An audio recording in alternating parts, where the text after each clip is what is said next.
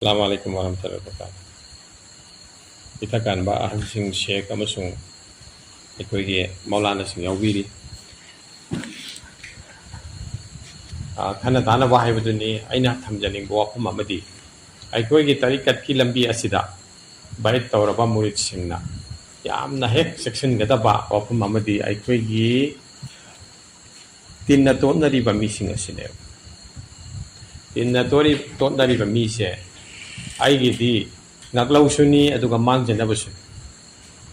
enuba aikoina khangda amasung khangdana aikoigi akoibasida uriba tariba khangibasingse se aikoi kokta amasung thamoidi change adugi matungina aikoigi amal ki khenabasu lai sidi ahansinga hena khangbiramlagani yamna sauba Sufiyai Kiram Singh makoina iramba larik sing aikoigi lam Manipura phangdi tai thibana Urdu khang bali mulma sing khara paba adu mangai akhoi gi manak tadi adu malari sing su laite larik ama khak aina maming panjage Faridudin Attar gi English taraga the conference of Bard hai usek sing wari shana wai usek sangu mana wari shana bagi larik ama khak lai mantik at dot in hai arbida aduda yamna fazaba aikogi Mahmud Al Ghazni gi matang khu yawe sisim phap ni ngai we khoida enoi bu nongma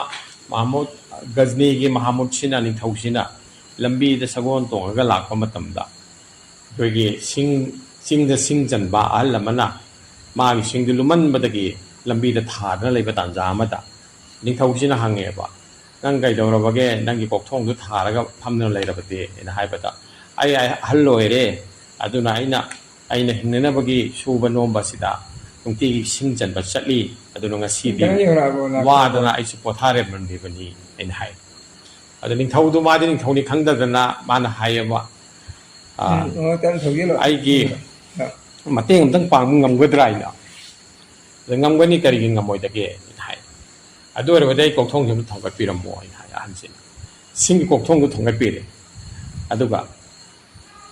ahan dona salam dai jahange nakti yamna thaujal hai aina haidringe da nang lepaga ai ga awab du nang hangbani aina kok aibade kok ta singa ji thongkat piu haibasdi hana lepa matung da haibani aduna nahaki saktak piram mo hai aduda ing thausina hai adugumba epakshi konung du da lao adu orbade nang ngai bu ugani hai adumaina ning thausi sat khire ning thauni khangde hanjina nongma magi achina komi yenga konungda aibade konungda sapakanda aibade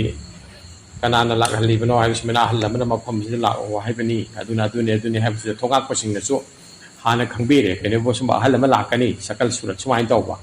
matamdu da mahak sanghalla gadabani ina haibata mabulat na balaitana konungda sanghi matamdu da singasan da phamdale mening thau aina haijiningi di ning thawama oina ahandu da thamgiba miyeng minungsi do adu magi picture no jabado Faridu natana magi lai ta palle aikoi di ketang phiom sumbada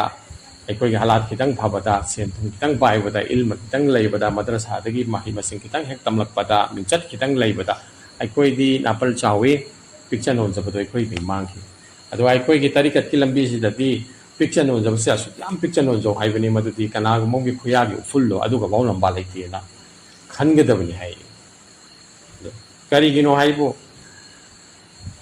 aikoi si Allah gi manai oidana leibase sida khakta da muslim oiba itat tat tagi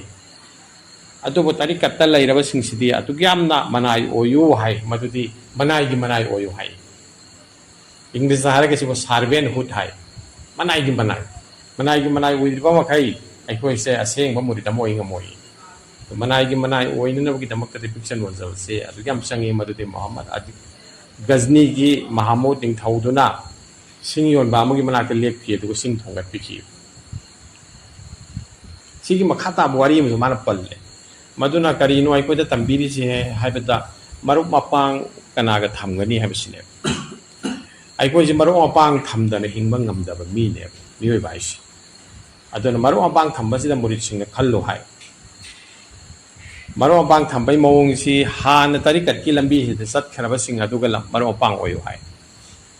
ꯑꯗꯨꯒ ꯃꯗꯨ ꯐꯪꯗ꯭ꯔꯒꯅ ꯑꯩꯈꯣꯏꯒꯤ ꯃꯨꯔꯤꯠ ꯚꯥꯏꯁꯤꯡꯕꯨ ꯑꯣꯏꯌꯨꯅ ꯍꯥꯏ ꯑꯗꯨꯒ ꯇꯔꯤꯀꯠꯀꯤ ꯂꯝꯕꯤꯗ ꯁꯨꯝꯆꯠ ꯆꯠꯇꯕ ꯑꯃꯁꯨꯡ ꯁꯤꯒꯤ ꯑꯃꯜ ꯇꯧꯗꯕꯒꯗꯤ ꯌꯥꯔꯤꯕ ꯃꯈꯩ ꯅꯛꯁꯤꯟꯕ ꯃꯔꯨꯞ ꯃꯄꯥꯡ ꯑꯣꯏꯗꯅꯕ ꯇꯝꯕꯤ ꯃꯔꯝꯗꯤ ꯃꯥꯅ ꯆꯤꯡꯊꯣꯛꯈꯤꯕ ꯌꯥꯏ ꯑꯩꯈꯣꯏꯕꯨ ꯇꯔꯤꯀꯠꯀꯤ ꯂꯝꯕꯤꯗꯒꯤ ꯑꯗꯨꯅ ꯃꯨꯍꯝꯃꯗ ꯑꯗꯨꯒ ꯒꯖꯅꯤꯒꯤ ꯃꯇꯥꯡ ꯑꯁꯤꯗꯒꯤ ꯐꯔꯤꯗꯨꯗꯤꯟ ꯑꯇꯔꯅ ꯀꯔꯤ ꯄꯟꯒꯦꯕꯨ ꯍꯥꯏꯔꯤꯕ ꯑꯍꯜ ꯑꯁꯤꯅ ꯁꯤꯡꯁꯤ ꯄꯨꯔꯒ ꯃꯥꯔꯀꯦꯠꯇ ꯌꯣꯟꯕ ꯀꯩꯊꯦꯜꯗ ꯌꯣꯟꯕ ꯃꯇꯝꯗ ꯃꯌꯥꯝꯅ ꯌꯣꯟꯅꯔꯤꯗꯨꯗꯒꯤ ꯃꯃꯜꯁꯦ ꯑꯅꯤ ꯍꯦꯟꯒꯠꯅ ꯍꯨꯜꯂꯦ ꯑꯗꯨ ꯃꯌꯥꯝꯅ ꯍꯥꯏ ꯀꯔꯤꯅꯣ ꯉꯁꯤꯗꯤ ꯑꯍꯟꯁꯤꯒꯤ ꯁꯤꯡꯁꯤꯕꯨ ꯑꯁꯨꯛ ꯌꯥꯝꯅ ꯃꯃꯜ ꯍꯦꯟꯒꯠꯈ꯭ꯔꯕꯁꯤꯕꯨ ꯍꯥꯏ ꯀꯅꯥꯒꯨꯝꯕ ꯑꯃꯅ ꯍꯛꯊꯦꯡꯅꯅ ꯍꯪꯉꯤ ꯉꯁꯤꯗꯤ ꯅꯍꯥꯛꯀꯤ ꯁꯤꯡꯁꯤ ꯃꯃꯜ ꯗꯨꯅ ꯍꯥꯏꯕꯗ ꯑꯅꯤ ꯍꯦꯟꯈ꯭ꯔꯦ ꯀꯔꯝꯍꯥꯏꯅ ꯇꯧꯕꯅꯣ ꯍꯥꯏ ꯑꯩꯒꯤ ꯁꯤꯡꯁꯦ ꯑꯆꯝꯕ ꯁꯤꯡ ꯅꯠꯇꯦ ꯃꯁꯦ ꯂꯩꯄꯥꯛꯁꯤꯒꯤ ꯅꯤꯡꯊꯧꯔꯦꯅ ꯁꯣꯛꯑꯝꯃꯕ ꯁꯤꯡꯅꯤ ꯑꯈꯟꯅꯕ ꯁꯤꯡꯅꯤ ꯑꯗꯨꯅ ꯍꯦꯜꯂꯤꯕꯅꯤ ꯀꯔꯝꯍꯥꯏꯅ ꯑꯗꯨꯗꯤ ꯃꯥꯅ ꯊꯣꯛꯈ꯭ꯔꯤ ꯋꯥꯔꯤ ꯂꯤꯕꯗꯨꯗ ꯀꯔꯤ ꯄꯔꯥ ꯑꯣꯏꯍꯧꯔꯦ ꯄ꯭ꯔꯖꯥꯁꯤꯡꯁꯤꯅ ꯀꯩꯊꯦꯜ ꯃꯌꯥꯏꯗꯨꯗ ꯅꯤꯡꯊꯧꯗꯨꯒꯤ ꯑꯗꯨꯒꯨꯝꯕ ꯄꯤꯛꯆꯅꯣꯖꯕ ꯑꯗꯨꯒ ꯄ꯭ꯔꯖꯥꯒꯤ ꯑꯍꯟ ꯑꯗꯨꯗ ꯃꯇꯦꯡ ꯄꯥꯡꯉꯝꯕ ꯑꯗꯨꯁꯨ ꯈꯪꯍꯧꯔꯦ ꯑꯅꯤꯁꯨꯕꯗ ꯃꯥꯅ ꯁꯣꯛꯑꯝꯕ ꯁꯤꯡꯅꯤ ꯍꯥꯏꯕꯗ ꯃꯌꯥꯝꯗꯨꯅ ꯍꯥꯏꯔꯤ ꯃꯃꯜ ꯑꯍꯦꯟꯕꯗꯣ ꯄꯤꯔꯒ ꯂꯩꯅꯈ꯭ꯔꯦ ꯁꯤꯅ ꯇꯥꯛꯄꯗꯤ ꯑꯩꯈꯣꯏꯅ ꯑꯩꯈꯣꯏꯒꯤ ꯃꯔꯨꯞ ꯃꯄꯥꯡꯁꯤ ꯈꯜꯂꯒꯗꯤ ꯑꯩꯈꯣꯏꯒꯤ ꯃꯃꯜꯁꯤ ꯍꯦꯟꯒꯠꯀꯅꯤ ꯁꯤꯅꯤ ꯖꯦꯁꯦꯀꯤ ꯍꯧꯖꯤꯛ ꯁꯤꯡꯗꯨꯒꯤ ꯃꯃꯜ ꯍꯦꯟꯒꯠꯈꯤꯕꯗꯣ ꯃꯍꯃꯨꯗ ꯑꯜ ꯒꯖꯅꯤꯅ ꯁꯣꯛꯑꯝꯕꯒꯤ ꯃꯁꯨꯡ ꯂꯥꯡ ꯁꯤꯡꯗꯨꯒꯤ ꯃꯃꯜ ꯍꯦꯟꯒꯠꯈꯤꯕꯗோ ꯑꯗꯨꯃꯥꯏꯅ ꯑꯩꯈꯣꯏꯁꯨ ꯑꯐꯕ ꯃꯤꯁꯤꯡꯒ ꯇꯤꯟꯅꯔꯒꯗꯤ ꯑꯩꯈꯣꯏꯒꯤ ꯃꯃꯜ ꯍꯦꯟꯒꯠꯀꯅꯤ ꯑꯩꯅ ꯂꯥꯏꯔꯤꯛꯁꯤꯗ ꯊꯝꯕꯤꯌꯦ ꯁꯤꯒꯤ ꯃꯈꯥ ꯇꯥꯕꯗ ꯄꯨꯝꯅꯃꯛ ꯑꯁꯤ ꯑꯩꯈꯣꯏꯒꯤ ꯏꯁꯥꯗ ꯂꯩꯔꯤꯕ ꯑꯀꯜ ꯑꯁꯦ ꯁꯤꯗꯒꯤ ꯂꯥꯛꯄ ꯉꯥꯛꯇꯅꯤ ꯏꯆꯤꯟ ꯏꯅꯥꯎꯁꯤ ꯑꯗꯨꯅ ꯏꯃꯥꯝ ꯒꯖꯥꯂꯤ ꯔꯍꯃꯇꯨꯜꯂꯥ ꯑꯂꯩꯍꯤꯅ ꯍꯥꯏꯕꯤꯔꯝꯕ ꯑꯃꯈꯛ ꯂꯩ ꯃꯗꯨꯗꯤ ꯑꯩꯈꯣꯏꯒꯤ ꯏꯁꯥꯗ ꯅꯤꯡꯊꯧꯁꯦ ꯃꯁꯛ ꯈꯪꯉꯣꯏ ꯑꯗꯨꯒ ꯁꯦꯅꯥꯄꯇꯤꯁꯤꯁꯨ ꯃꯁꯛ ꯈꯪꯉꯣꯏꯅ ꯑꯅꯤꯁꯤ ꯃꯁꯛ ꯈꯪꯉꯗꯤ ꯇꯁꯦꯡꯅ ꯑꯩꯈꯣꯏ ꯇꯔꯤꯀꯠꯀꯤ ꯂꯝꯕꯤꯁꯤꯗ ꯃꯥꯏ ꯄꯥꯛꯇꯅꯤꯡꯉꯥꯏ ꯑꯣꯏꯗꯦ ꯑꯗꯣ ꯅꯤꯡꯊꯧꯁꯤ ꯀꯅꯥꯅꯣ ꯑꯩꯅ ꯍꯥꯏ ꯀꯥꯟꯗ ꯑꯩꯈꯣꯏ ꯊꯃꯣꯏꯁꯤ ꯅꯤꯡꯊꯧꯅꯦ ꯑꯗꯨꯒ ꯑꯩꯈꯣꯏꯒꯤ ꯄꯨꯛꯅꯤꯡꯁꯤꯅ ꯁꯦꯅꯥꯄꯇꯤꯅꯦ ꯃꯤ ꯑꯃ ꯃꯁꯛ ꯈꯪꯒꯦ ꯍꯥꯏꯔꯗꯤ ꯃꯥꯁꯤ ꯊꯃꯣꯏꯅ ꯄꯨꯕ ꯃꯤꯔꯥ ꯅꯠꯇ꯭ꯔꯒ ꯃꯍꯥꯛꯁꯤ ꯄꯨꯛꯅꯤꯡꯅ ꯄꯨꯕ ꯃꯤꯔꯥ ꯀꯣꯛꯅ ꯄꯨꯕ ꯃꯤꯔꯥ ꯑꯅꯤꯁꯤ ꯌꯦꯡꯉꯨ ꯍꯥꯏꯔꯤ ꯀꯣꯛꯅ ꯄꯨꯕ ꯃꯤꯁꯤꯅꯤ ꯑꯑꯣꯟ ꯑꯑꯣꯟ ꯉꯥꯡꯉꯤꯕ ꯑꯗꯨꯒ ꯐꯤꯔꯦꯞ ꯂꯩꯇ꯭ꯔꯤꯕ ꯑꯗꯨꯒ ꯑꯦꯛ ꯖꯕꯥꯟ ꯂꯩꯇ꯭ꯔꯤꯕ ꯑꯗꯨꯒ ꯊꯃꯣꯏꯅ ꯄꯨꯕ ꯃꯤꯁꯤꯡꯁꯦ ꯃꯈꯣꯏꯁꯤꯡꯁꯤꯗꯤ ꯐꯤꯔꯦꯞ ꯂꯩ ꯏꯃꯥꯟꯗꯥꯔꯤ ꯑꯣꯏ ꯑꯐ ꯐꯠꯇ ꯈꯜꯂꯤ ꯁꯤꯅ ꯑꯩꯈꯣꯏꯅ ꯉꯁꯤ ꯖꯤꯀꯔ ꯇꯧꯒꯗꯧꯔꯤ ꯑꯩꯈꯣꯏꯒꯤ ꯍꯖꯔꯠꯅꯁꯨ ꯖꯤꯀꯔꯒꯤ ꯇꯣꯔ ꯇꯔꯤꯀꯥꯗꯨ ꯇꯧꯗ꯭ꯔꯤꯉꯩꯗ ꯇꯥꯛꯄꯤꯒꯅꯤ ꯑꯗꯨꯗ ꯖꯤꯀꯔꯁꯤꯗ ꯑꯩꯈꯣꯏꯅ ꯖꯔꯞ ꯐꯨꯔꯤꯁꯦ ꯑꯩꯈꯣই ꯊꯃꯣꯏꯗꯅꯦꯕ ꯖꯔꯞꯁꯦ ꯑꯗꯨꯅ ꯑꯩꯈꯣꯏꯒꯤ ꯊꯃꯣꯏꯁꯦ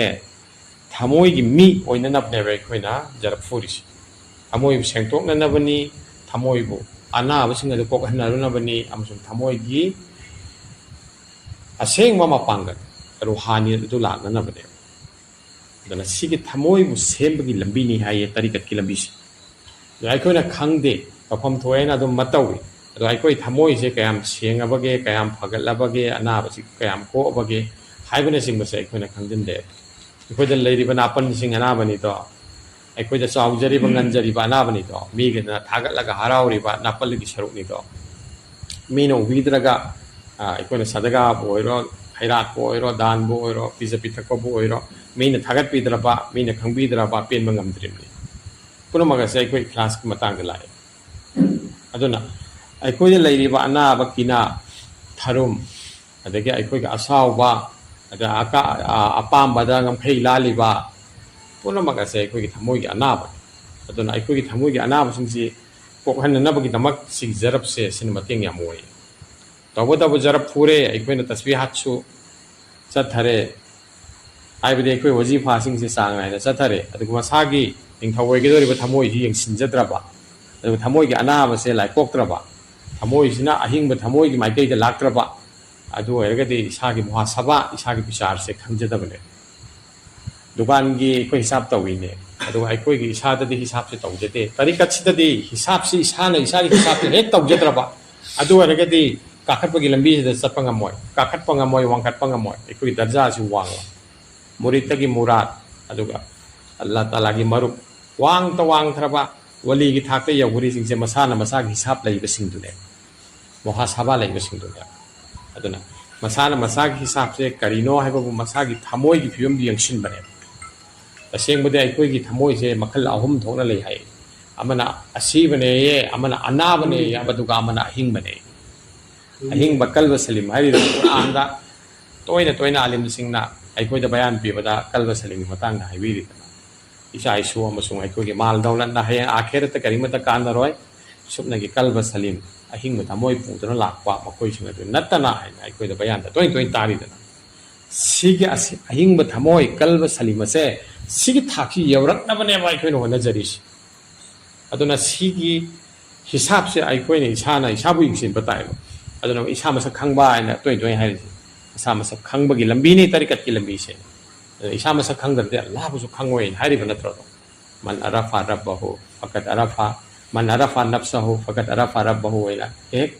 अलिम जिंगना अरबी की करी सेमा वही से में एक हाइरगा अखोई दा खंगहली इसा मसक खंगबी बतांग से अदुना अखोई की इसादा लेरिबा थमोई से सिना ओइना लेरमते कल्ब होय स्पिरिचुअल हार्ट हाय रूहानियत की थमोय हाय अदुगी थाग अदुदा लाकनबगी लंबी ने तरीकत की सुलूक की लंबी सुलूक हाइरिबा करिगिनो तरीकत तक हाइदल सुलूक हाइरिबदी लंबी लमदांग हाइरिजे कइने बु चटनब लंबी ने हाइबनेबा मफम अमदा लैबदु नते मफम अमदा लैबा हाइबदी इसाग चाखोत सबसे करिमता खंगदब इसागे असोयबसु खंगदब अदुगा असोयबसिंगसे सुंथोक्सरे अफबस फत्तबदगी अफबन ngame हाइबे हिसाब अमै खोइदा लाक्चदरिसि सि तरीकत्ता सुलुकी लंबीदा लैतबगिने सालिक होइदबगिने सालिक हेक ओइरबा अखोइगी मनुंगदा लैरिबा अखलाक की वफम से सोई चांग से हिसाब से सोइदना मंगोंदा लैने हाइनबा यावे अदुगुम्बा थासिंग नत्रगा अदुगुम्बा चहीसिंग ऐसे अल्लाह बु निंगसिंगबदा अमसुंग अल्लाह के करीब ओइबदा निंगसिंग मनाक नक्सबदा हेक इसाना तरंग तरंग खंगे अदुदि दुनियादगी दे आखिरत हेना पांबा अदुगे दुनिया की मखरुकसिंगदगी दे अल्लाह बु हेना नुंगसिबा अइगोंदा फावरमबे जिकर मतुंगदा अल्लाह बु काउदबगी अइगोंदा जिकर जारी यमै इसादा लैरमबे जिकर हेक तोखिबगा काउखिबा नत्रगा दुनिया की वारी दे लुखिबा अदुगा अदुगी जिकर की मही मयाय अइगोंदा लेहौदबा हौजिक ओइरे बसिंगोदा वाबनि चैनानि सि खंगिसि मान मसाना मसाबु यिंगसिनबगिनि अमसुंग मसाना मसागी हिसाब तौजतैने लूरीदे अहिंग चुप्पा जिकर तौरगा नुंथिंदा नत्रगा अंगानबा मतमदा मदुगी जिकरदुगी कैफियत है मयाय जो अखोइदे लैखिदबसे सिने सि मयाय से सिननेबा अखोइगी थमोइबु गुनादगी अमदे अरानबा लंबीदगी ngaga सातल मुस्तकिम द पुरकदोरिसि अदुगी मयाय दो इसकदो अदुगी मयाय दो अमुक्तंग खंगरगदि जिकरगी महाउसु खंगनी इबादत की महाउसु खंगनी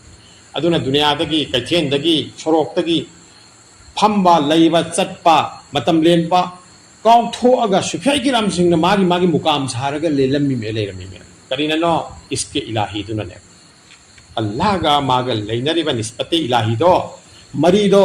अदुगी मही मयाय दो माना खंगिबदैनेबा अदुगी अल्लाह की नुंसीबदो अदुगी मयाय दो मोद फाउखिबदैनेबा अदुगी मयाय दो फाउखिबदै करी खल्ले दुनिया की मीसिंग कैथेन द फम्मुबगी तिन्नरुबगी ngangnarubagi shaknarubagi linarubagi दुनिया की वारी तारुबगी नुंगाइबदुतगी सरुक चामा चामा लिसिंग अल्लाह की जिकर अल्लाह की तस्बीहात अल्लाह का नकना लैबगी मयाय दो अदुनि हेली माना खंगिबनि फाउखिबनि इखोइ मरकसु जिकर पुंग फाना आराम साना तौबसिंगदी अदमक थमोइदे लैरंगनी अल्लाह ताला की इसके इलाही फंगबा अल्लाह ताला की नुंसीबा मयाय दो फंग अदुबा अमुक्तंग फंगरगदी अल्लाह ताला ना हेबर ओइख्रे अखोइगी लमजिंग लेंदो अल्लाह ताला ओइबिरे एनिबु अखोइगी मंगजिंग चुमलागनी अखोइगी वाखनजिंग सेंगलागनी इखलास की थाक लागनी मुरितगी मुराद की थाक सेंगसलाने बिदुस अदुना इसादगी अल्लाह ताला की नुंसीबा अपामबा खौरांगबा हंथगिबसे मौद मैसाक अमो ओइरगने अदुना सिगी मैसाक से लाबा मीसिंगदो मैसाक तु लैरिबा मखै अल्लाह गा नक्सिने मैसाक तो हंथरिबा मखै अल्लाह गा लाथोइ सि हिसाब से माना खंगाने अदुगी मैसाक से सिगी मैसाक सिननेबा माबो पुगदौरिसि कर्म माइकैदा सुलुकी माइकैदा शेर इल्ला लादगी शेर फिल्ला अल्लाह की मनुंगी संखिन बंगम किदोरिबनि करीब ओइकिदोरिबनि अदु अतै यमता नते इसिनाउसिंग अल्लाह ताला की नुंसीबगी मैसाक अदुनने aduna yengbiyo akhoi gi matam sida hau kharba matam so ahal laman sing aduma sufya kiram sing matau karam da kunjida tulen kige nai tom ta ki bne moise khalwata yam lai gi tangai phada badu khak ki mitin na bani ngang na bani sak na bani tangai phada ba khak tu gi la kai ten thok ba adu akhoi di tangai phada ba gi nata bada matam len ba gi thoya aduna tawba wara juhat lai ri batarikat ki thak sing se ko de lak pangam dri me juhat ki thak lakadori ba wara ki thak lakadori si akhoi na ladagi abdi jikar ki tarikat ki lambi se haido da maichak amsu aki ba phawra ga ne adu akhoi de lai tap te ne aduna sidi taseng na kana angumana tarikat ki lambi se khongda ga ba sing na khange madudi taseng badi isane isada khan ga da bani hai isane isana khan ba se yawraktri ba makai akhoi na mapan gi sheikh sing alim sing amsu akhoi gi kari sing se piri sing makha pon bane masi sidri bawa pon ga dami tawi gum sung masagi manung da gyan ta ba asana masagi hisab taw jaba ngam ba tha ga masul la e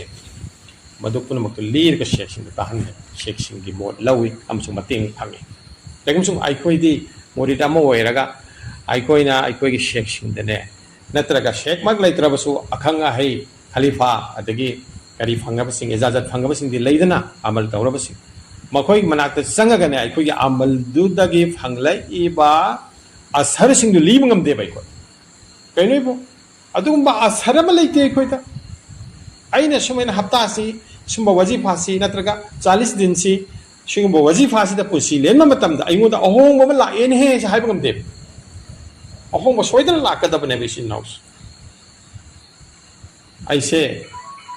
hana dine tauba gi ne adat leiram de yembiyo hawjik dine tauba se tangai phada ba mai ngodo oire si soidana ahan ba haira kane mo bari dam karama matam da tauba gi tangai phada ba laki yembiyo ko allah gi nabi sallallahu alaihi wasallam na no mada 99 na to sa ma digi na traga 70 dagi alag alag haibini ba ta dana tauba tauram mi allah da hajere mi changjere mi masuma mana ai khoi di tauba ki tangai phada ba karam kan laki मैंने वारी सुकल लिया कि नंतर है कि पैसा की तो काफी लो है ने तांगांग लरी पाग तो बाप को पैसा याव तो बाप ने ai khoi gi pik khaba murid ai khoi di thangro ne bare mujaddid al sani muhammad sirihin sahi lising amada lak wa mujaddid to mahak phaw sheikh nairam me ba sheikh nairam me sheikh ki makha da pusi le me amal tawr me mana tawjari ba amal singdu gi asar singdo sheikh te lir ga tahal me ba sheikh te lir ga tahan bagi maram di masagi manung da ahong bala hai bi hai bane bi sin na tabro ikoi gi sa da so ahong ba la wane mang da dum ba thujan gi masak wai ra ba kari ema toino sum uru one lagi mai kai de gi paujen gi masak wai ra ba ko adu ai koi tu mi lai ning oi ne akhang ai di sil ga ta liru ni kombang do ai sumai lai ngun da toino uren he sik phal kari oi pham thoi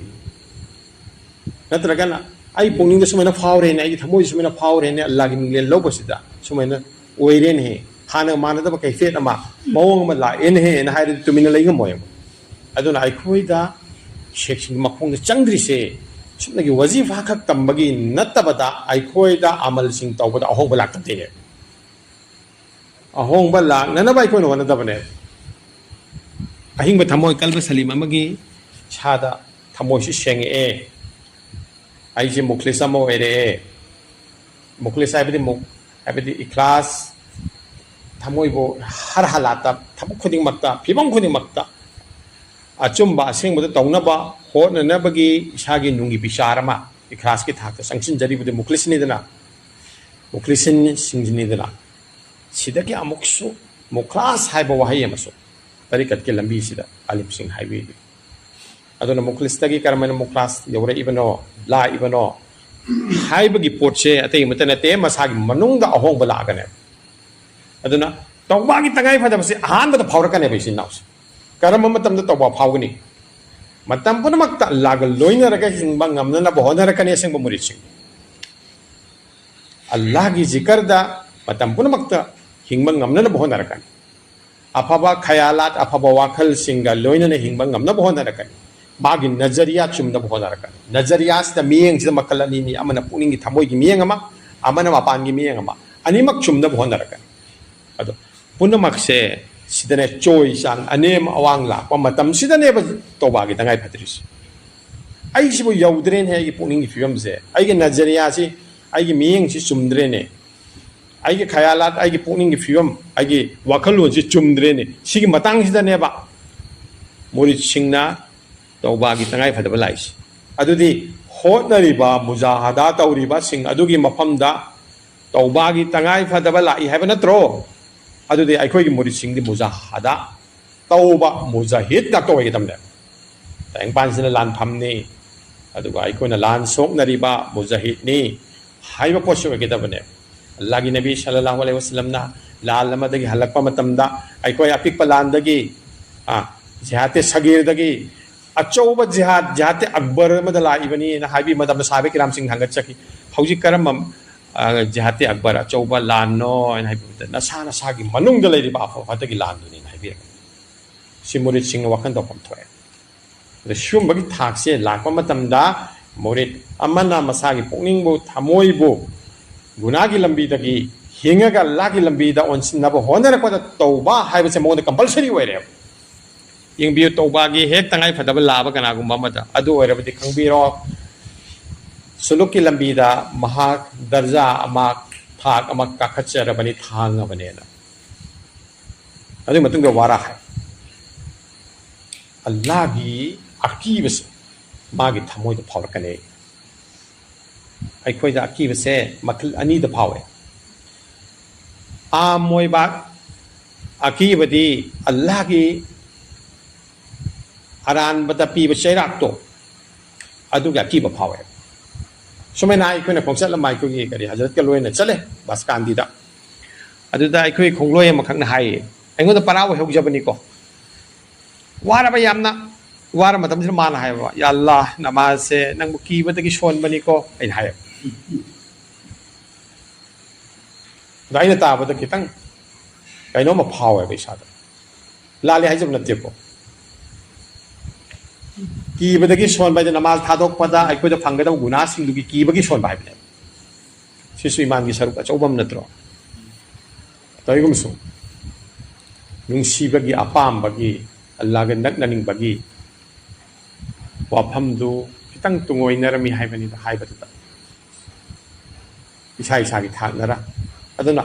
अदुगुम्बा मुरिद अमगी नमाज दी की bug लोइनना थाजबगी मतुंगे की रिमी को कीबग लोइनना महाक नकना निंगबगी फंगना निंगबगी वारी शाना निंगबगी दिल का लगाओ थमोइना महाक नक्सिन बगी नुआइबा अपेन बदो फंगना बगी नमाज ओइगदब नत्रो अदुगी अकीबदो खौफ आइ उर्दू दको सिगे खौफ से नतब अकीबम से लेरिबो वाराय करम बाकी बा इकोय दा चौबा अली मामा हजरत अमला दि माई ममांग द सम सते को कीजे को माई मान इंगो दंदी पिर कने नते सिमाई मतिक मगुन दुने अदुमिन अल्लाह की मतिक मगुन से खगप को मतम दा इकोय की बम फक लाखिने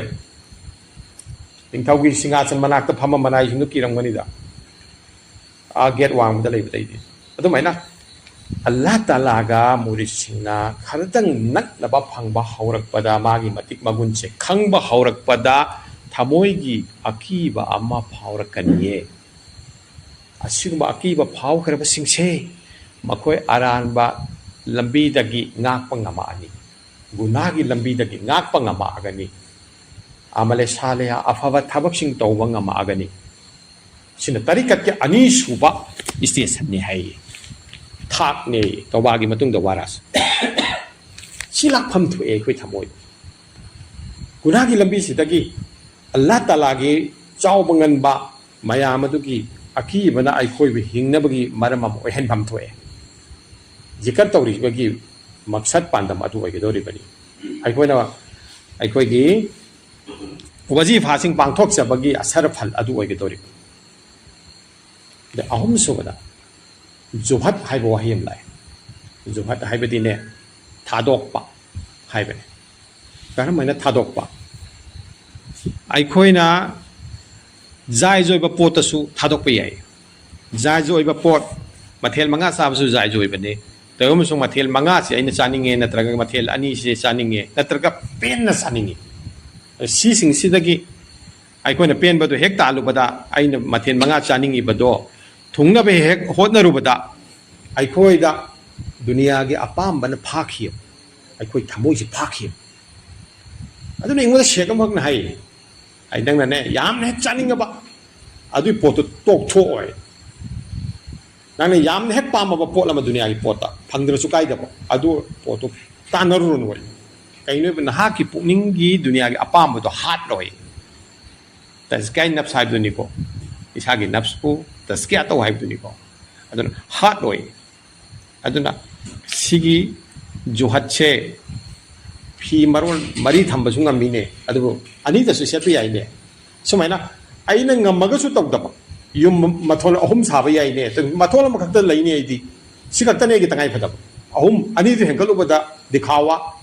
ꯎꯠꯄꯒꯤ ꯃꯑꯣꯡ ꯑꯃ ꯂꯥꯛꯑꯅꯤ ꯅꯠꯇ꯭ꯔꯒ ꯑꯩꯉꯣꯟꯗ ꯃꯊꯣꯜ 3ꯒꯤ ꯌꯨꯝ ꯑꯩꯒꯤꯅꯤ ꯍꯥꯏꯕ ꯑꯃ ꯐꯥꯎꯔꯛꯀꯅꯤ ꯑꯗꯨꯅ ꯑꯗꯨꯒꯤ ꯄꯣꯠꯇꯣ ꯑꯩ ꯊꯥꯗꯣꯛꯀꯅꯤ ꯀꯩꯅꯣꯕ ꯗꯨꯅꯤꯌꯥꯗ ꯑꯩꯕꯨ ꯐꯥꯈꯤꯅꯤ ꯁꯨꯃꯥꯏꯅ ꯗꯨꯅꯤꯌꯥꯅ ꯐꯥꯈꯤꯒꯗꯕ ꯑꯩꯒꯤ ꯄꯨꯛꯅꯤꯡ ꯊꯃꯣꯏꯁꯤ ꯐꯥꯈꯤꯗꯕ ꯄꯣꯠꯁꯤꯡꯁꯦ ꯖꯥꯏꯖ ꯑꯣꯏꯕꯒꯤ ꯃꯅꯨꯡꯗꯁꯨ ꯊꯥꯗꯣꯛꯄꯒꯤ ꯋꯥꯍꯩꯁꯤꯕꯨ ꯖꯨꯍꯠ ꯍꯥꯏ ꯅꯥꯡꯕꯥꯖꯥꯂꯤ ꯔꯥꯃꯥꯇꯨꯜꯂꯥ ꯂꯩ ꯑꯩꯈꯣꯏꯅ ꯃꯁꯤꯒꯤ ꯃꯇꯥꯡꯁꯦ ꯑꯣꯟꯊꯣꯛꯅ ꯄꯥꯛꯁꯟꯅ ꯅꯩꯅꯈ꯭ꯔꯦ ꯁꯤꯒꯤ ꯖꯨꯍꯠꯁꯦ ꯑꯩꯈꯣꯏ ꯃꯣꯔꯤꯠꯁꯤꯡꯅ ꯁꯤꯒꯤ ꯖꯨꯍꯠꯀꯤ ꯋꯥꯈꯜꯁꯤ ꯊꯝꯒꯗꯕꯅꯦꯕ ꯑꯗꯨꯅ ꯁꯤꯒꯤ ꯖꯨꯍꯠꯀꯤ ꯄꯣꯠꯁꯦ ꯊꯝꯈ꯭ꯔꯕ ꯃꯤꯁꯤꯡꯗꯣ ꯑꯗꯨꯅ ꯃꯥꯒꯤ ꯊꯃꯣꯏꯗꯨ ꯀꯜꯂ ꯊꯝꯒꯅꯦꯕ ꯀꯔꯤ ꯍꯥꯏꯕ ꯖꯨꯍꯠꯀꯤ ꯄꯣꯠꯁꯦ ꯋꯥꯈꯜꯁꯦ ꯊꯝꯈ꯭ꯔꯕ ꯃꯤꯁꯤꯡꯗꯨꯅ ꯃꯥꯒꯤ ꯊꯃꯣꯏꯁꯦ ꯗꯨꯅꯤꯌꯥꯗꯒꯤ ꯀꯜꯂꯒ ꯊꯝꯒꯅꯦꯕ ꯑꯗꯨꯒ ꯑꯜꯂꯥꯍꯒꯤ ꯃꯥꯏꯀꯩꯗ ꯑꯣꯟꯁꯤꯟꯕꯒꯤ ꯃꯇꯦꯡ ꯑꯣꯏꯅꯦꯕ ꯑꯜꯂꯥꯍꯒꯤ ꯃꯥꯏꯀꯩꯗ ꯑꯣꯟꯁꯤꯟꯕ ꯉꯝꯅꯅꯕ ꯍꯣꯠꯅꯔꯛꯄꯗ ꯖꯨꯍꯠꯀꯤ ꯇꯉꯥꯏ ꯐꯗꯕꯁꯤ ꯂꯥꯛꯄꯅꯦꯕ ꯁꯨꯐꯤ ꯍꯥꯏꯕ ꯁꯨꯐꯇꯒꯤ ꯂꯥꯛꯄꯅꯦꯅ ꯍꯥꯏ ꯃꯧꯂꯥꯅꯁꯨ ꯂꯩꯕꯤꯔꯤ ꯁꯥꯎꯟ ꯁꯥꯝꯇꯨ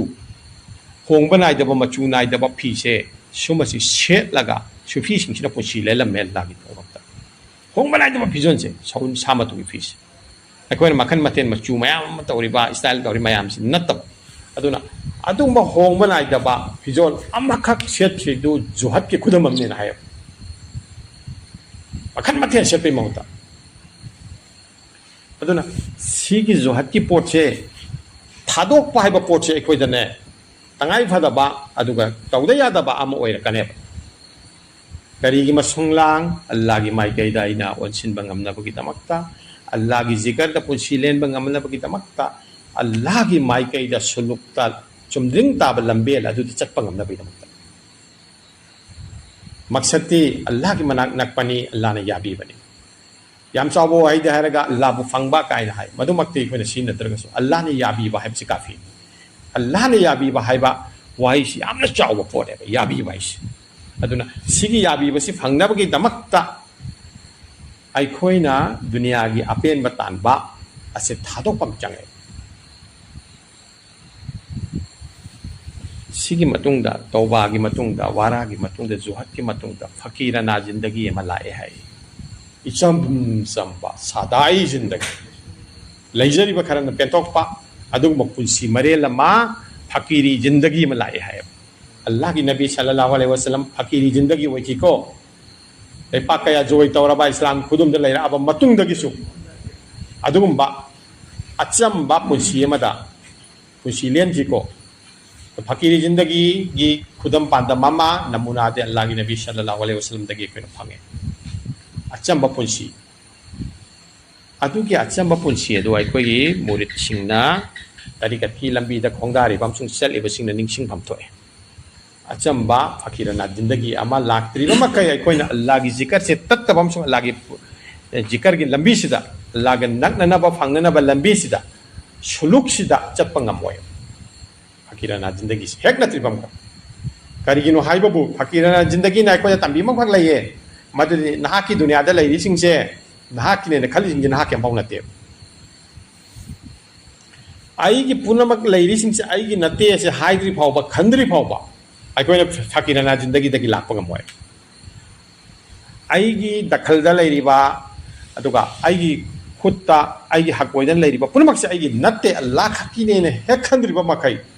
ꯑꯗꯨ ꯍꯤꯁꯥꯞꯇ ꯆꯠꯇ꯭ꯔꯤꯕ ꯃꯈꯩ ꯑꯩꯒꯤ ꯈꯨꯠꯇ ꯂꯩꯔꯤꯕ ꯄꯣꯠ ꯄꯨꯝꯅꯃꯛꯁꯦ ꯁꯤꯒꯤ ꯍꯛꯆꯋꯥꯗ ꯇꯧꯕ ꯉꯝꯃꯣꯏ ꯃꯄꯨꯡ ꯐꯥꯅ ꯇꯧꯕ ꯉꯝꯃꯣꯏ ꯑꯗꯨꯅ ꯐꯀꯤꯔꯥꯅꯥ ꯖꯤꯟꯗꯒꯤꯁꯦ ꯂꯥꯏꯔꯕ ꯄꯨꯟꯁꯤ ꯃꯔꯦꯟꯗ ꯂꯦꯜꯂꯨ ꯍꯥꯏꯕꯁꯦ ꯑꯩꯒꯤ ꯀꯔꯤꯃꯠꯇ ꯊꯝꯒꯅꯨ ꯍꯥꯏꯕ ꯅꯠꯇꯦꯕ ꯑꯩꯒꯤ ꯂꯩꯔꯤꯁꯤꯡꯁꯦ ꯑꯩꯒꯤ ꯅꯠꯇꯦ ꯑꯜꯂꯥ ꯈꯛꯀꯤꯅꯦꯅ ꯈꯜꯂꯣ ꯍꯥꯏꯕꯅꯦ ꯑꯗꯨ ꯈꯛꯀꯤ ꯈꯜꯂꯕ ꯃꯇꯨꯡꯗ ꯑꯩꯈꯣꯏꯅ ꯄꯣꯠꯇꯨꯒꯤ ꯌꯨꯝꯗꯨꯒꯤ ꯃꯥꯜ ꯁꯥꯟꯗꯨꯒꯤ ꯄꯩꯁꯥꯗꯨꯒꯤ ꯖꯔꯤꯌꯥꯗꯒꯤ ꯑꯩꯈꯣꯏꯗ ꯂꯥꯛꯀꯗꯕ ꯆꯥꯎꯊꯣꯛꯄ ꯑꯗꯒꯤ ꯅꯥꯄꯟ ꯗꯤꯈꯥꯋꯥ ꯃꯌꯥꯝꯗꯤ ꯍꯤꯡꯉꯝꯒꯅꯦꯕ ꯊꯃꯣꯏꯒꯤ ꯑꯅꯥꯕ ꯄꯨꯝꯅꯃꯛꯇꯤ ꯍꯤꯡꯕ ꯉꯝꯒꯅꯦꯕ ꯑꯗꯨꯒ ꯄꯣꯠ ꯆꯩꯁꯤꯡꯗꯨꯒꯤ ꯍꯛꯁꯨ ꯉꯥꯛꯄ ꯉꯝꯒꯅꯦꯕ ꯍꯥꯏꯕꯗꯤ ꯄꯣꯠ ꯆꯩꯁꯤꯡꯗꯨ ꯑꯩꯅ ꯗꯔꯀꯥꯔ ꯑꯣꯏꯕꯗ ꯁꯤꯖꯤꯟꯅꯅꯤꯡ ꯗꯔꯀꯥꯔ ꯑꯣꯏꯗ꯭ꯔꯒꯗꯤ ꯗꯔꯀꯥꯔ ꯑꯣꯏꯕꯁꯤꯡꯒꯤ ꯃꯐꯝꯗ ꯁꯤꯟꯅꯕ ꯉꯝꯒꯅꯦꯕ ꯃꯥ ꯑꯗꯨꯅ ꯐꯀꯤꯔꯥꯅꯥ ꯖꯤꯟꯗꯒꯤꯁꯦ ꯑꯩꯈꯣꯏꯅ ꯆꯦꯠꯅ ꯄꯥꯏꯁꯤꯟꯕ ꯑꯃ ꯆꯪꯉꯦ ꯇꯧꯕ ꯋꯥꯔꯥ ꯖꯣꯍꯠ ꯐꯀꯤꯔꯥꯅꯥ ꯖꯤꯟꯗꯒꯤ ꯁꯤ ꯃꯔꯤꯁꯦ ꯂꯩꯈꯔꯦ ꯁꯤ ꯌꯥꯝꯅ ꯃꯔꯨ ꯑꯣꯏꯕ ꯄꯔꯥ ꯑꯃꯅꯦ ꯇꯔꯤꯀꯠꯀꯤ ꯂꯝꯕꯤꯁꯤꯗ ꯁꯤꯒꯤ ꯃꯇꯨꯡꯗ ꯂꯩ ꯑꯩꯈꯣꯏꯗ ꯀꯔꯤꯅꯣ ꯍꯥꯏꯕꯕꯨ ꯁꯕꯔ ꯁꯕꯔꯒꯤ ꯌꯥꯝ ꯇꯉꯥꯏ ꯐꯗꯕ ꯑꯩꯈꯣꯏꯗ ꯂꯩ ꯁꯕꯔꯁꯤ ꯇꯁꯦꯡꯅ ꯑꯆꯧꯕ ꯁꯨꯐꯤꯌꯥ ꯀꯦꯔꯥꯝꯁꯤꯡꯅ ꯍꯥꯏꯕꯗꯗꯤ ꯗꯤꯟ ꯍꯥꯏꯁꯤ ꯀꯩꯁꯨ ꯅꯠꯇꯦ ꯁꯕꯔꯅꯦꯐꯥꯎ ꯍꯥꯏꯔꯤꯕ ꯗꯤꯟꯁꯤ ꯀꯔꯤꯝ ꯅꯠꯇꯦ ꯁꯕꯔꯅꯦꯐꯥꯎ ꯍꯥꯏꯔꯤꯕꯅꯦ ꯁꯕꯔꯁꯤ ꯌꯥꯎꯗ꯭ꯔꯕꯗ ꯀꯔꯤꯒꯨꯝꯕ ꯊꯕꯛ ꯑꯃꯐꯥꯎ ꯌꯥꯗꯦ ꯁꯤ ꯈꯪꯕꯤꯔꯦ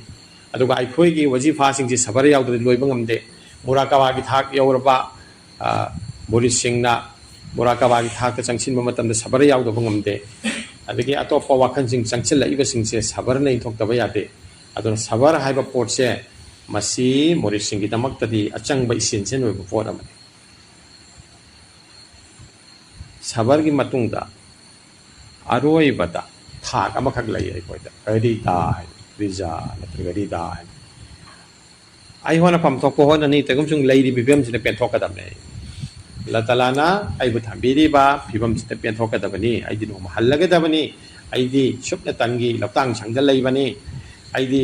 ꯃꯨꯁꯥꯐꯤꯔ ꯈꯅꯥꯗ ꯂꯩꯕꯅꯤ ꯗꯨꯅꯤꯌꯥ ꯑꯁꯤꯗꯤ ꯊꯥꯗꯣꯛꯑꯝꯃꯗꯕꯅꯤꯅ ꯈꯜꯂꯒ ꯂꯩꯖꯔꯤꯕ ꯍꯥꯂꯥꯠꯁꯤꯗ ꯐꯤꯕꯝꯁꯤꯗ ꯄꯦꯟꯊꯣꯛꯑꯒ ꯑꯜꯂꯥꯍꯒꯤ ꯖꯤꯀꯔꯗ ꯂꯨꯞꯄ ꯉꯝꯅꯕ ꯍꯣꯠꯅꯕ ꯗꯨꯅꯤꯌꯥꯕꯨ ꯐꯅꯥ ꯇꯧꯔꯒ ꯑꯜꯂꯥꯍꯒꯤ ꯃꯥꯏꯀꯩꯗ ꯕꯀꯥꯒꯤ ꯂꯝꯕꯤꯗ ꯆꯪꯁꯤꯟꯕ ꯑꯗꯣ ꯁꯤꯒꯤꯁꯤꯡꯁꯦ ꯇꯁꯦꯡꯅ ꯔꯤꯗꯥꯒꯤ ꯋꯥꯈꯜꯁꯦ ꯑꯩꯈꯣꯏꯒꯤ ꯄꯨꯛꯅꯤꯡꯗ ꯂꯥꯛꯂꯤꯕ ꯃꯈꯩ ꯑꯩꯈꯣꯏ ꯊꯃꯣꯏꯗ ꯂꯥꯛꯂꯤꯕ ꯃꯈꯩ ꯉꯝꯃꯣꯏ ꯑꯜꯂꯥ ꯇꯥꯂꯥꯅ ꯑꯩꯈꯣꯏꯕꯨ ꯇꯔꯤꯀꯠꯀꯤ ꯂꯝꯕꯤꯁꯤꯒꯤ ꯒ꯭ꯌꯥꯟ ꯂꯧꯁꯤꯡꯁꯦ ꯇꯝꯅꯕ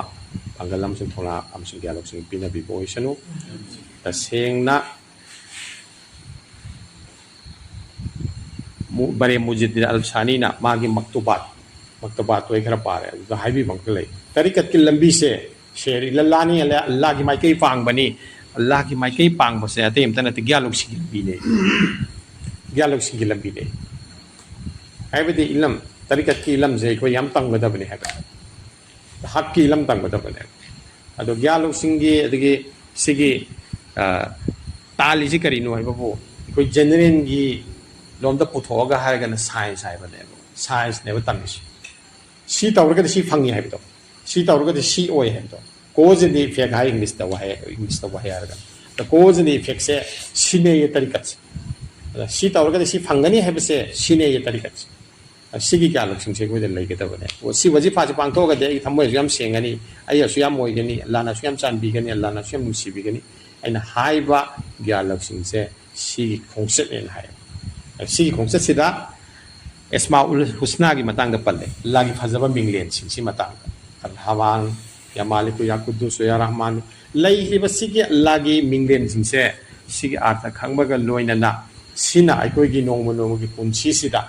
अल्लाह ताला की फजबा मिंगलेन सिंग असे सिफत ओइना अल्लाह की मतिक मगुल ओइना अखोनी ज्ञान तासी हौजिक सिया संगमान लौ सु सिंग मा लोइन फजरेको सिदा अल्लाह की शुक्रिया तौबो ngamgadabane al khalid harim natro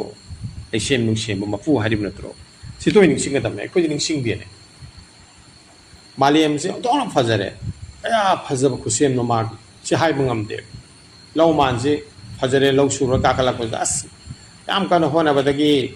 tilhad hidak tha badagi har ha badagi peng badagi shu badagi ngan badagi fajare ko si khalle तमसुं फजरी से अल्लाह की खुसेम दुगी मपान ननी है सी अखोइदा पुंग फाव मंगमगदि लौ दु बदा हिंगोन दु बदा सिंग मान दु बदा अखोइदा अल्लाह की जिक्र से लागले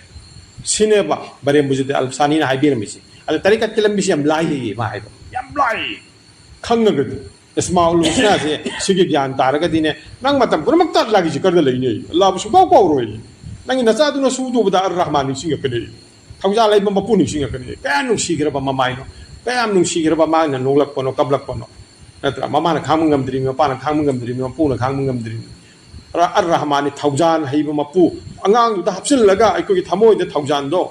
थौजाल हईब की गुंदो हपसिन बदा अंगांग दुना कपद नोकद को न खाम ngam dri नत्र द अंगांग दु दो मसक खिने बे को अदुन अर्रहमान सिंग गदमने सिनेबा बरे मुझे अल्फसानी ने हारिस तरीकत की लंबी हम लाइव नहीं नोइबो नोइन ज्ञान ताजरती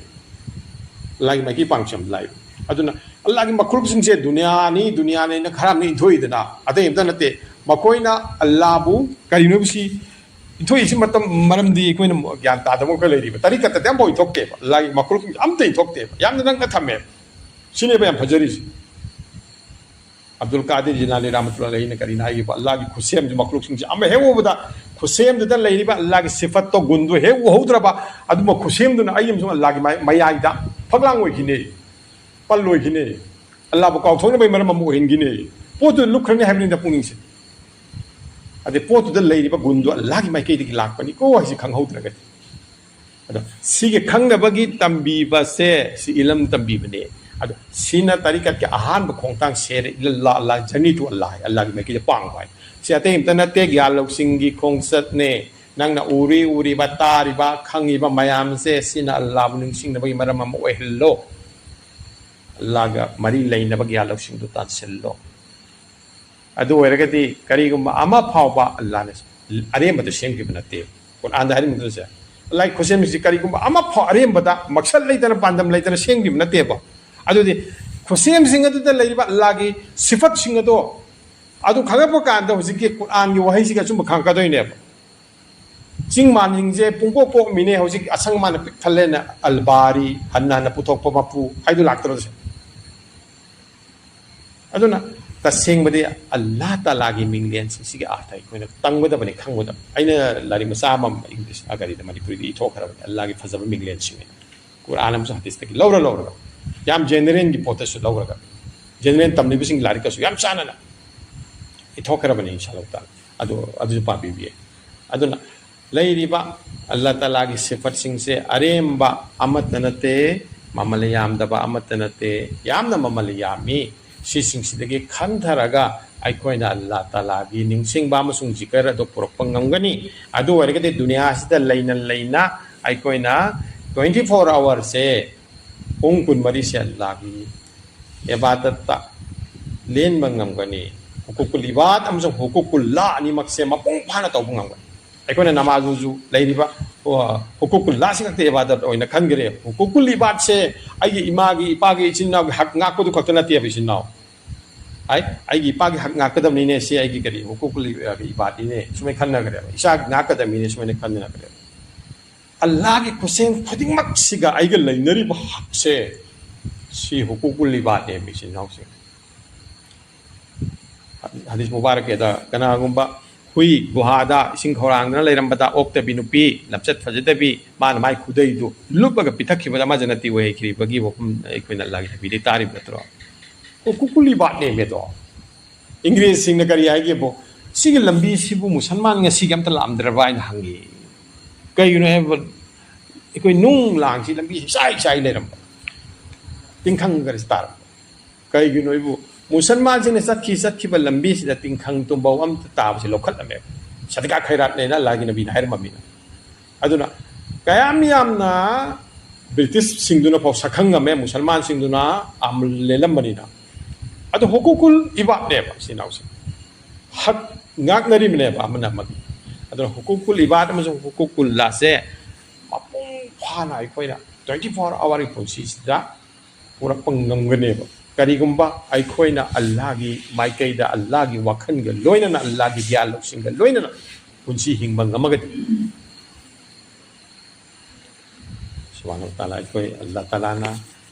इबादत की मपुंग फाबा पुंसी मरेल लमदा हिंगबा ngamnana bagi tamakta अखोइ से तोइना सुमेन फमिनसी खन ताना बतौसी अमना ngang sum ताबदुगी महत्ता वहंग बाउकुम तौनदना मुजाकरागी मौंग चथरदी हेन सु ग्या लौसिंग लेनी लाइक लाइसु खर पासी पुथोक्तनसु नैनसे अइन लाइक मसा अमा लै इबदुसु तरिकत की लंबीदा तसौब सबिलुल निजातैना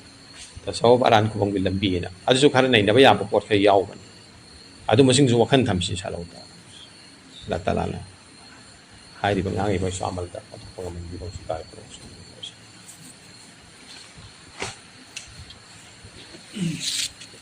अजानी मतम लाओ रेबा